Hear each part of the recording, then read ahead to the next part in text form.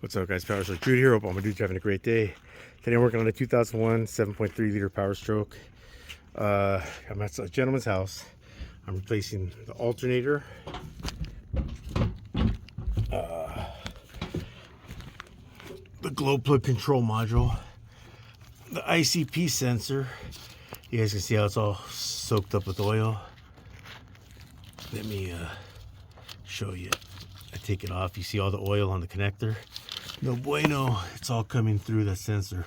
Blew out, so I'm replacing that sensor and that connector. Replacing the water fuel separator, which is that yellow valve right there, and you can see that it's been leaking. And the fuel filter, and I think that's everything. To start, the tensioner is right there where you can see my snap-on breaker bar. So I loosen the tensioner to get the belt loose. Now the alternator's loose. Piece of cake on the alternator. I'll get back at you guys when I do some more. To take off the alternator, it's got three 13mm bolts mounting it, and it's got the electrical 10mm and then a connector. So that should be real simple, real easy. I'm going to take that off and I'll get back at you. So you can see the alternator came off pretty easily. Just those three bolts and those two connectors. There's the old alternator. Match it up with the new one.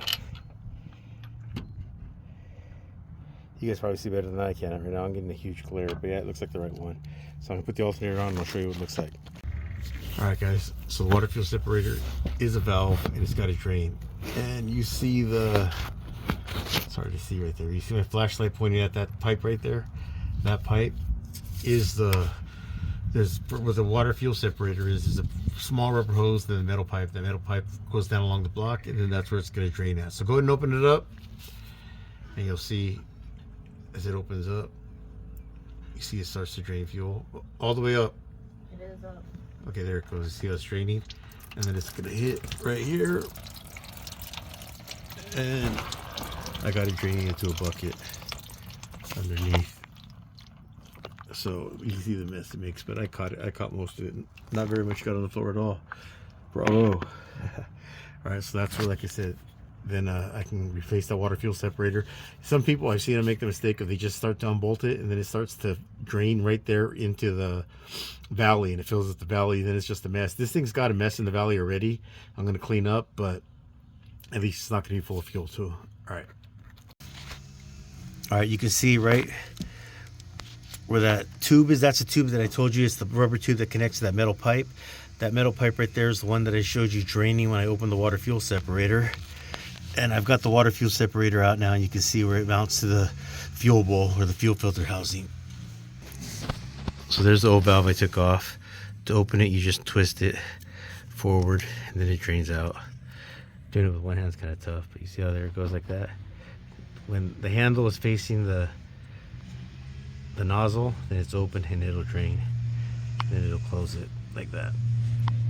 All right, well, let me keep moving forward and I'll show you what it looks like as I go on. You can see I got the new glow plug control module on.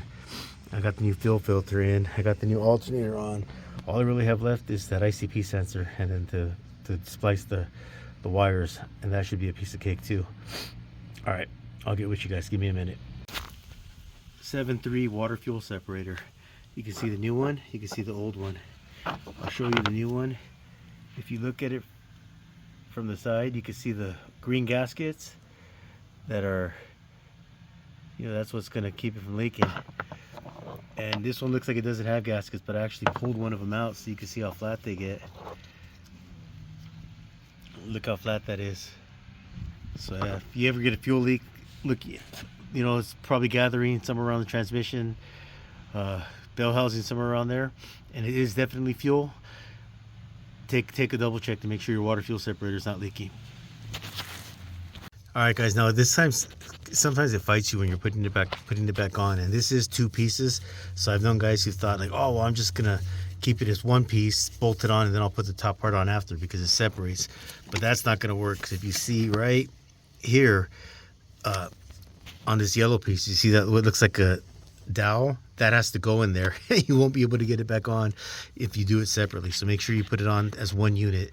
And yes, I am wearing green gloves, and it's not because they're green. They were actually relatively cheap. The box cost me about 20 bucks off of the Matco truck. Harry hooked it up, and I've been wearing these all day. And look, you can see I'm in tight spots, electrical connectors all over, and they haven't ripped. So I'll show you what kind they are later, because I don't know what kind they are off the top of my head.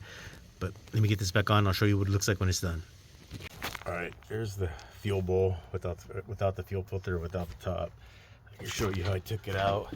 There is a tool that fits perfectly on top of that. In fact, if you flip it over, uses a 3/8 drive socket, and it works on the early and the later styles. You just flip it over, depending on what side you need.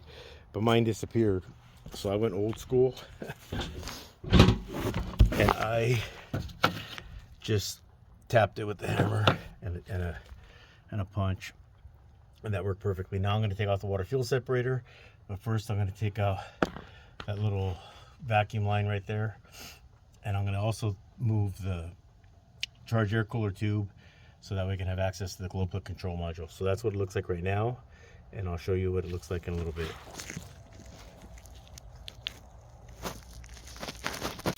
All right, so you guys can see that is the ICP sensor. I've talked to the customer. This is a 2001. He said he's never put glow plugs in it. He's never put an ICP. I mean, this truck has ran great. 7.3s were great. You know, they changed them because they started having new emissions laws. But you can see, like I said before, you can see the oil coming through that sensor, and you can see it on the connector. So they updated the sensor. This looks more like the early style 6-liter ICP sensor that used to go on the back of the high pressure oil pump. And let me see, and since the oil came up and went into the sensor, I'm gonna peel some of that conduit back, clip the sensor. Hopefully I have, I mean, they give you a ton of room with the new one, but you can see I got a new connector as well. So and like, you guys are gonna probably leave comments, because I am gonna chop it. I'm gonna butt connect it with the Ford butt connectors, and I'm gonna use heat shrink, and that is gonna be a perfect repair. I don't want people to say you should have soldered. Well, you can say whatever you want, but you don't need to solder. I promise you, solder is not necessary. This is actually the way Ford tells you to do it, and I'm working on a Ford, so there you go. All right, I'll get back to you, and this is up to. Oh, one more thing. As you can see, this sensor, it's got a hex around this. I'm not sure what size it is, but you just gotta bolt it on, or thread to get it on with a socket. The other one, you can tell it looks round. Underneath, there's a hex underneath that I'll show you when I get it out. I believe it's a 60 millimeter or something like that, so it's a little bit different, but I'll show you how it looks. All right, bye. All right, so there it is right there. You can see that I have the 60 millimeter crow's foot in between the sensor, ICP sensor, and the cylinder head. And oh, I already broke it loose, but you can, that's how it comes off. And now that it's broke loose, you can just hand thread it out. But anybody ever has to do an early style ICP sensor on a 7.3, 60 millimeter with an extension and a 3/8 ratchet, piece of cake, take it out. Well, you guys already know that, you guys already know I have the most horribly edited repair videos on YouTube. But here it is, how I do it. There's the new alternator, new ICP sensor and connector, new glow plug module,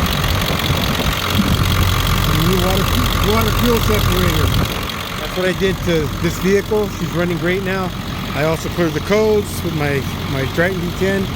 I ran a glow plug test and there was no codes. So now I'm just going to pressure wash this vehicle and she's good to go. I hope you guys enjoyed the vehicle. Yeah, I hope you guys enjoyed the presentation. Please remember to like, comment, share, subscribe, and to ring that bell. Until next time, keep on keeping on. PowerStroke Jude, out.